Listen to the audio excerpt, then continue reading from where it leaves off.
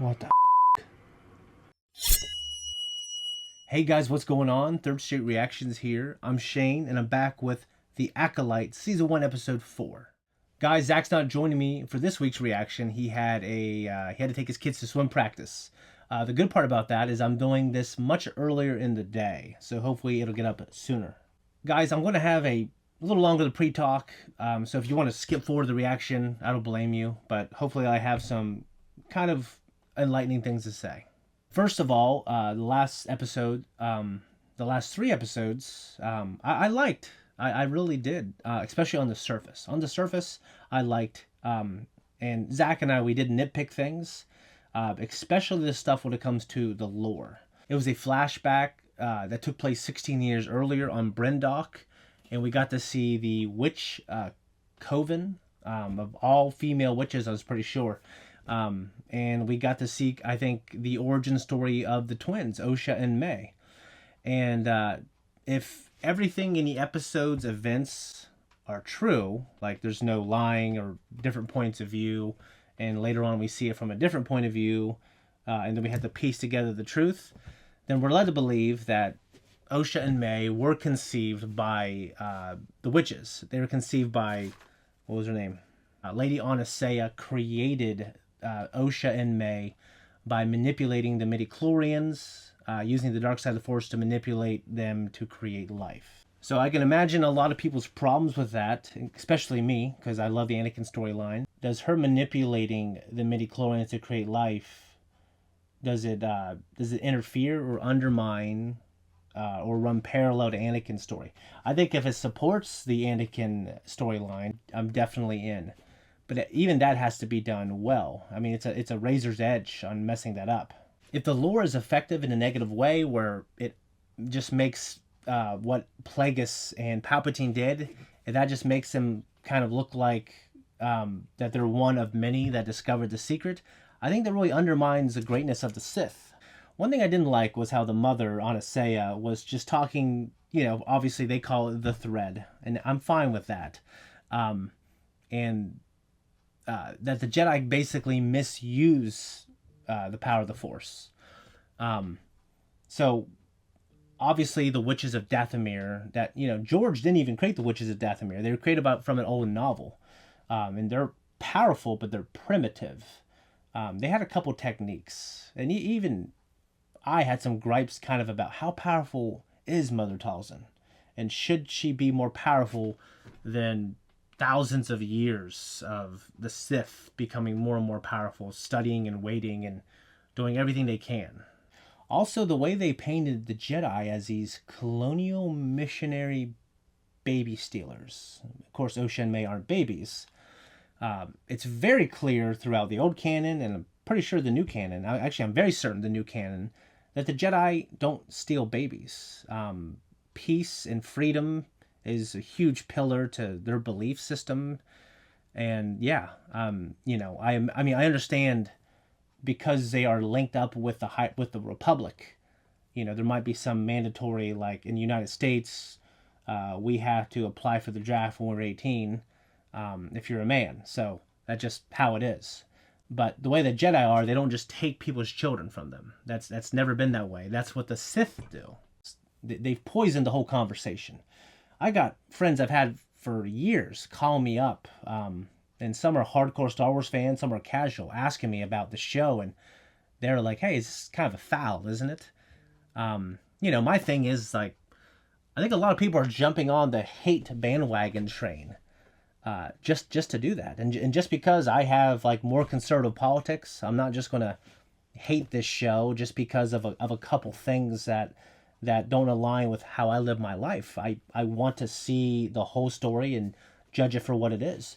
And I feel the same way both ways. You know what I mean? Like, I love the show The Boys, and they poke fun of a lot of my ideologies and belief systems, and I have to, it's uncomfortable. But I really try to separate that. You know what I mean? And this isn't so blatant to me. When you try to screw with, like, the lore, like such a powerful thing in a powerful way, you're writing these checks in episode, essentially episode 3. and I hope they pay off. And I don't want to shit on the show because I like it quite a bit. Just a couple things that if they don't tie up neatly, then I'm going to end up hating it. The big thing is, I don't know if George intended the Force to be like this universal god that everyone, all these different groups, like the Dathomirians, the Jedi, the Sith, and this witch Coven, that they interpret in their own way.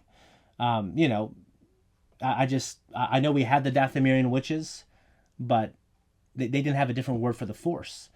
I mean, the Jedi helped map the hyperspace lanes. The Jedi helped expand the Republic past the frontier. So, you know, the idea that they've been doing this for thousands of years, they're the biggest group that have been studying it the longest. I mean, the idea that they have Jedi prophets that have prophesized things that have come true. And the prophecy of Anakin, the Chosen One, within the old lore, like the idea was, well, was the prophecy misread? The Sith had the Sithari, their own prophecy of the Chosen One. But ultimately, no. The Jedi prophecy was true.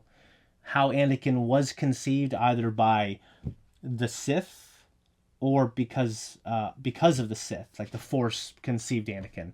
What matters is he brought balance to the Force, and that prophecy was true. So the idea that this random group of 50 witches on this planet are going to have access to something that was very hard to do, that took generations of the Sith and the Jedi trying to discover this secret. I mean, well, the Jedi, obviously, they weren't trying to discover immortality. They unlocked that through, later on. But the Sith have been that's been their goal.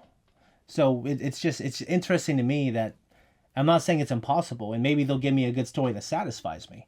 And if they have this technique and they give me a good reason for why they have it or how long they've had it, and then the Sith steal it, then I think I can get behind that if it's done well.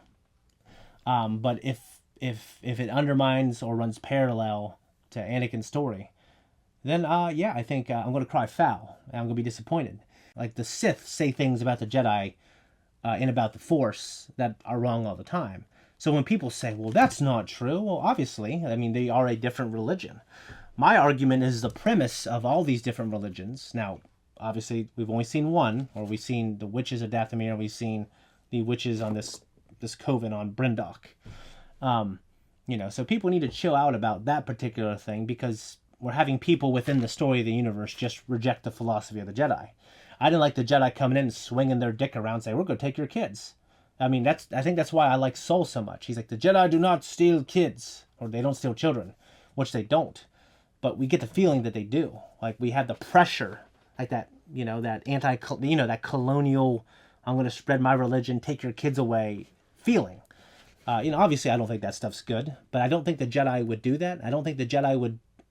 They're all about peace and enlightenment. They're not going to make someone feel uncomfortable. The Jedi aren't perfect, but yeah, it's just a hell of a thing. It's terrible because I love Star Wars so much, and the conversation is now poisoned because of the politics that this country, like, they're one way or another, they're going hard on something.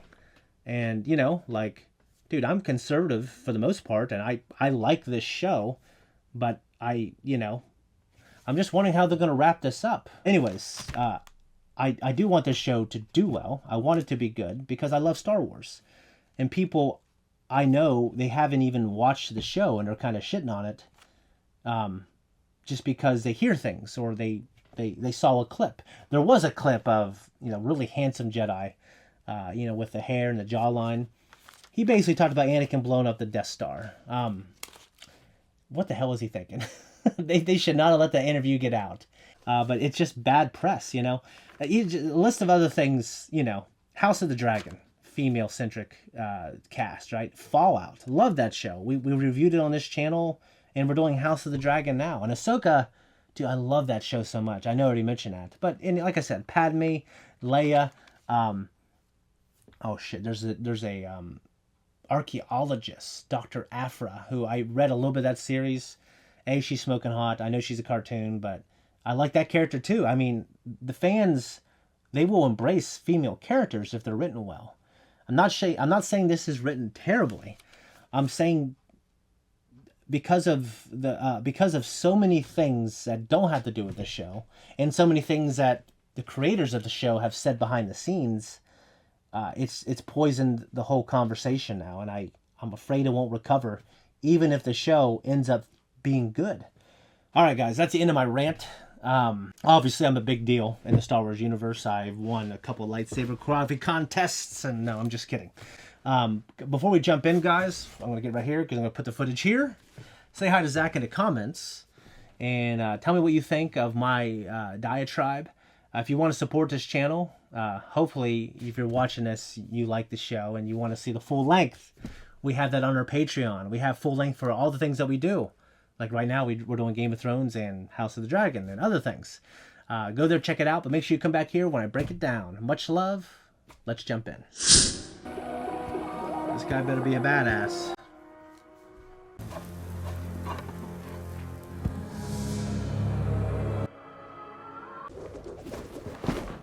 Maximize your defenses without need to strike. Don't the Anakin spin. I came to say goodbye. You're not staying? I've done what I needed to do. I figured you'd stay until we apprehended her. Don't tell me you'll miss me. You care about me. You mourn the years lost between the two of you. Someone must find May before she does anything. Next time I'm on Coruscant, though, I'll look you up. And we'll go to a cantina and trade stories about Master Soul. Did you say goodbye to him? I've caused him enough trouble. Oh, he wanted to say bye. Whoa, whoa, whoa! Who's gonna run his little hookah shop? Take off if I were you. I know bounty hunters won't set foot in these forests. Oh, but you have. He's definitely the master. He's like Yoda. You know, he's hidden in plain sight. You went in there and risked your life for my master? No, you need me. Your sister being alive doesn't change anything. You need to kill the Wookiee. You made a deal. Yet there is skill there. Yes, someone has trained her. But who? Is that Coyote Mundi? Could this be a splinter order? Or something worse? The May targeted these three. 4, including you, Saul. You think a Jedi taught her? Even a hologram can tell me that. We must alert the High Council. Would be obliged to inform the Senate. A scandal like this would inspire fear and mistrust. We should handle this ourselves. Why didn't you tell me about this? I did, as soon as I knew. No, Saul. 16 years ago. Why didn't you? Let me be the one to bring her in. You must. I fear May is only a small part of her master's larger plan. Some sort of shift. Something to tip the scales. If she resists, she will not surrender without getting something in return. Do we have something she wants? It's Coyote Mundi. That can't be. I mean, I can't remember what his species is, but there's not a lot of them left. You engage unarmed, but can use their saber if you disarm them. He's definitely the bad guy. Come on. You have to kill the Wookiee without a weapon. Your master wants What kind you of deal to... did you make with him? I did it. I've never seen his face. Have you? You know I have it. I like how they mentioned the High Council as well. There were multiple councils, but they don't go into that really in the movies. Those, all right? Osha! I need your help. I need you to come with me on this mission. You want me to rejoin the Jedi? Well, not officially. You need me so you can get to her. When I told May you were alive, her eyes softened. She became a different person. I like that. If you, there is still good in her. I love the theme. Part of her that loves you. She's a murderer. Oh, come on. It's interesting for Soul as a Jedi to use that. Because family means nothing to him. I'm not wearing that civilian robe. The order, station, Master Council.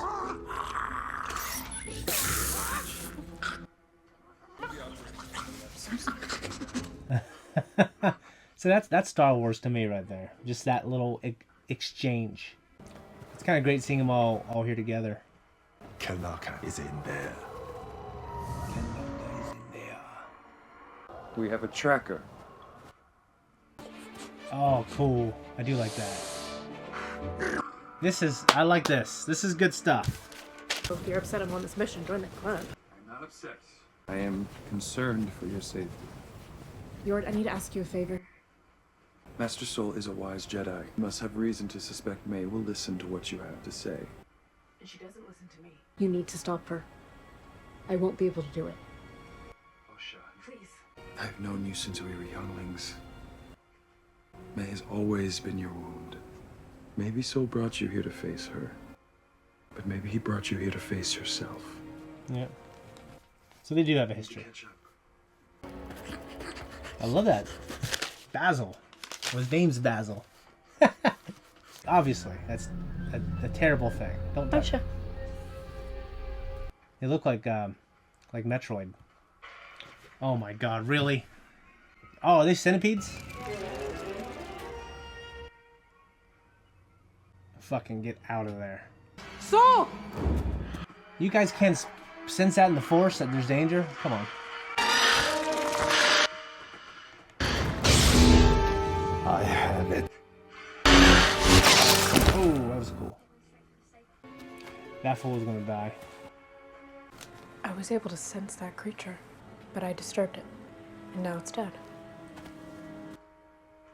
We're not defined by what we lose. We're defined by what we survive. You've survived a lot. We can't stop now. I have to fight a Wookiee after this trek. I'd like to rest for a minute. If that's all right with It's not a test. He calls it the final lesson. You will kill a Jedi without a weapon. Attacking a defenseless person goes against everything the Jedi stands for. It's not a test. You did it to Master Torben. It's not impossible. You know that. And if I don't do it, they'll kill me. You need rest. You're losing your nerve. We can't have it.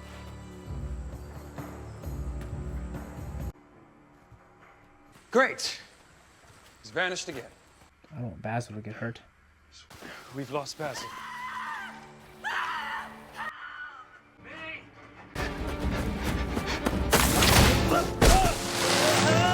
And I don't know if he's a bad guy.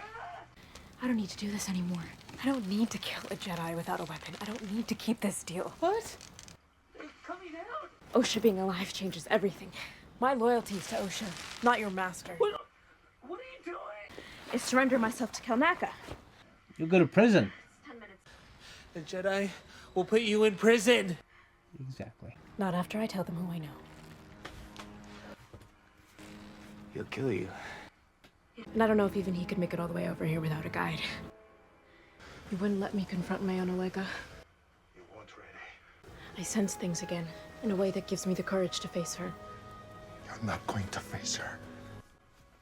You're going to face your past. Both of us will. I'll explain everything. He's gonna die. Shit.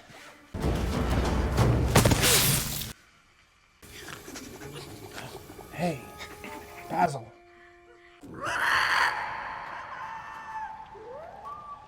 He's found May. I'd hit him like that.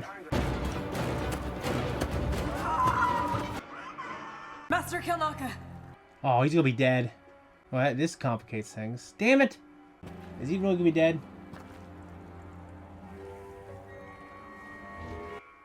Oh, that's a lightsaber.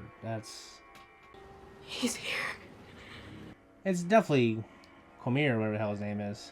Anyone inside that domicile should come out with your hands where we can see them. Where's she gonna go? How's she gonna get out of it? This will probably make her run back to him, too. He senses something. What the fuck? Oh shit. He flew down there like Cinderella. What? Identify yourself.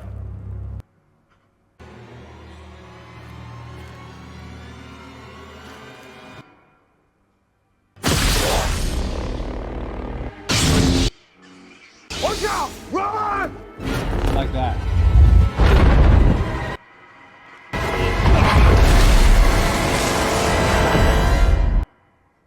fucking shit. It's a good episode. Really good. Let's see if that was Coyote Monday. Oh my god, Coyote Monday. Those motherfuckers. I thought for many reasons this was a much better episode than the last one. And in some ways, it just felt a little more like Star Wars to me than the first two. Like, I don't know what the name of the species is, but good old Basil. He's a tracker. Like, little things like that is so important to the DNA of Star Wars. Droids and funny little creatures like whatever Basil is, Jawas, just things like that. And obviously when they're in the woods, we had that thing that was wrapped around a tree. I thought it was like a centipede, but it could fly as well. That also to me just felt like Star Wars. I can't remember the little handheld droid that she has, that she uses. But it was spraying like oil or whatever. Like that shit to me is like the show needed that. It needed a lot more of that in the first 3 episodes. Now we didn't get any update on their origin story or anything like that. But if that is what it is, then I think that the knowledge of, if she did what she said she did and used the Force to create life, then that's going to be fucking hanging in the wind, that knowledge. And, fans are impatient. If they plan on, like, making another story later down the road, if they don't address it in this show, then fans are just going to be pissed. I don't want to keep shitting on that, but I liked this episode, actually. It might have been my favorite, I think. The big thing for me is Coyote Monday. I waited until after the credits. I almost turned it off because it was like the credits after the credits. That's Coyote Monday. That species lives for like 50 years. And I know this because, he got to go and breed with his other females in the species because the species was dying out. And this is like 120 years before, the Phantom Menace or something like that. So yeah, it's Coyote Monday will be the last person you would want to be in this show, because you want to distance yourself. I mean, if you're going to have the Sith in here, the one guy in the Phantom Menace who said the Sith haven't been seen in the Millennium. Now, he might not ever run into him. That might be the last thing that we see. But the idea that he's alive when I don't think he's born until later. I saw a Kaldorian, which is Master Plo Koon, which is Dave Filoni's favorite character, funny enough. I saw him. I don't know if it was Plo Koon, but they actually live for like forever. They live a few hundred years. So it's much more easy to believe that's Plo Koon, and he's just in the Jedi Order, because he would be, than why screw with like a piece of canon that, I don't know. Like, I know it's not canon anymore, but why pick that guy? Why go, hey, that guy that isn't born till later, that says the Jedi never see the Sith for for a millennium? Let's get that guy. You know what I mean? Like, I think Dave Filoni, unless he was pushed by George, he would always gracefully try to retcon the old EU. You know what I mean? He would gracefully do it. And to him, like, those stories are important. He read those stories. He even tries to incorporate some of that stuff. I mean, that's what they're doing with Thrawn, I think. They're taking kind of that story and they're kind of adapting it a little bit, but taking the spirit of that. Now, this guy, okay, we'll see what they do. If that was just a cameo, I thought it was just, I like seeing him, and it looked just like him.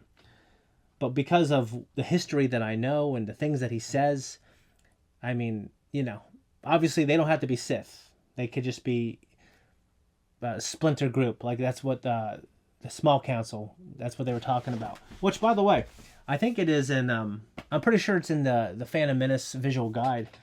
You see, when you watch Star Wars and you see the Jedi Temple, you see all the little towers. Well, those are all different council chambers. And they're different councils. And then the High Council is the one that we see, that Yoda and Mace, Coyote Monday, Kenobi. I'm glad that we actually got an acknowledgement of that. I think that was cool. That to me, as a fan, a lifelong fan, that stuff to me is really cool. It's like, oh, okay, we're actually seeing. I was wondering hierarchically where these Jedi were that we've been seeing. Also, another funny thing about the episode I really liked, it was like, I'm not going to wear that civilian robe. Like, that type of humor, like we've been missing that. I really like this episode quite a bit more. Also, Kamir and May. May is such a sweetheart. It's hard to believe. Like, she's too pretty and sweet, I think, to be bad. That's also why it was kind of cool. It is an interesting thing, her wanting to turn good. I wouldn't have expected that. I expected maybe to happen at the end. I'm wondering if Osha joins her and they're both bad. Like that would because there's a whole thing with redemption in Star Wars. I think it's important, but occasionally you have to subvert the audience. Now I think Kamir is the Sith dude. I think he came and killed Kelnaka because he didn't want May to fall through with her plan of leaving the Master and Kamir and everything else, even though I think the Master is Kamir. It was really cool when he came floating down like that. It was actually pretty scary. I really liked the episode. So I think May is now going to be like, okay, I guess I'm just going to go back to the Master. The Jedi think that I killed Kelnaka and everything else. I think that's what's going to happen. Maybe. I mean, hopefully they would know that she didn't have a lightsaber. But no, that was scary. Like, that was cool. Like, that's the shit from the trailer. I was like, oh, this looks cool. Not all the other stuff I heard behind the scenes. Like, and obviously the stuff with the last episode and the origin story, I kind of really did not like that. But this episode was cool. I give it 2 thumbs up. It'd be interesting if the Sith are exposed and Coyote Money just helped cover it up. And when he says they haven't been seen in Millennium, Mace Windu and Yoda, when they're looking at each other, at first I interpreted that when I heard about this show as, oh, maybe Mace and Yoda know something that Coyote Money doesn't. But now maybe they know that Coyote Money is lying. I don't know. Maybe, but that's like a big retcon. It's because you're changing the motivations of a Jedi Council member. Or at the very least, you're making him look like an idiot if they do confront the Sith and they are actually calling themselves a Sith. Okay. So I really liked it. I'm excited to see what Zach says. Maybe we could talk about that next episode, guys. Make sure you leave a comment down below. Tell me what you think. I thought it was the best episode I've seen so far.